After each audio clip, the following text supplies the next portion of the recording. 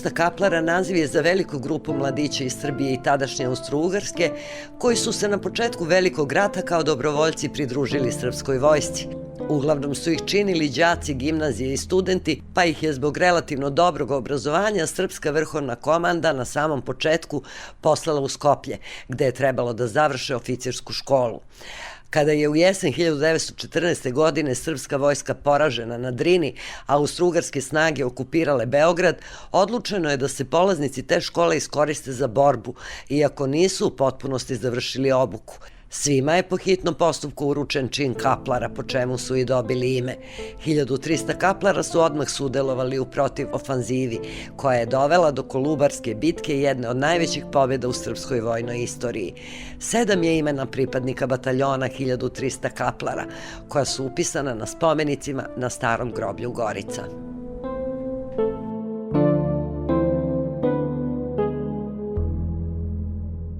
Rezervni pešadijski potporučnik Mihajlo Đurđević rođen je u Nišu trgovačkoj porodici.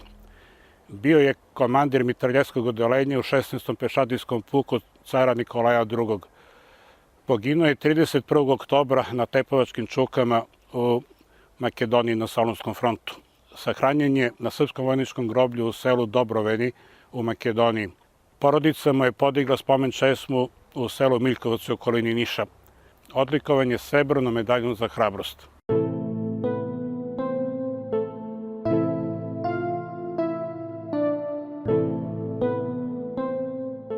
Rezervni pešadijski potporučnik Konstantin Nikolić bio je sin jednog od najpoznatijih niških političara Tešmana Nikolića.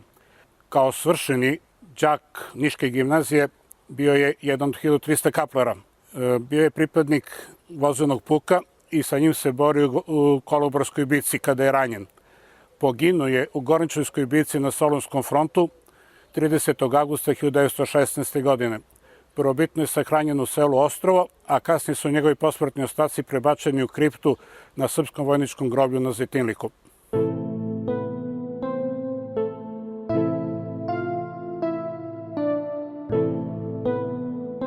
Rezervni pešadijski đak narednik Milić Petković iz Čičevca bio je jedan od 1300 kaplara.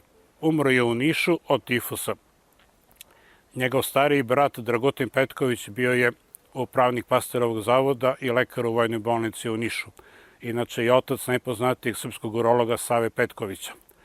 Otac Milića Petkovića, Sava Petković, je bio sveštenik u Čičevcu, uhvatili su ga Bugari i ubili kod Jankine Padine kod Bele Palanke.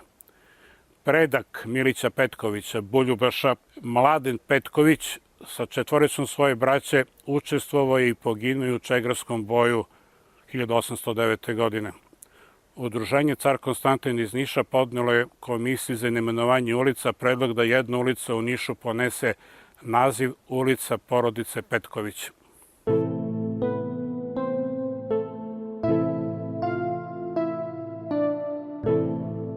Rezervni pešadijski potporučnik Milorad Vidojković, rođen je Nišlija, bio učitelj u Skopskom okrugu. U Skoplju je završio vojnu obuku kao jedan od 1300 kaplara, posle čega je postao pripadnik 16. pešadijskog puka prvog poziva cara Nikolaja.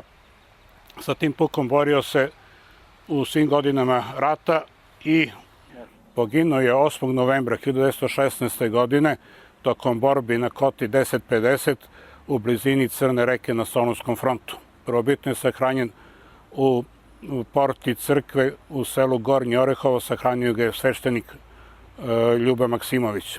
On je nosilac ordena Karađorđeve zvezde sa mačevima 4. reda. Spomenik je u jako lošem stanju, polomljen, oboren, nedostaju slike, a i potpuno je okolina spomenika zarasla, tako da je jako loša situacija.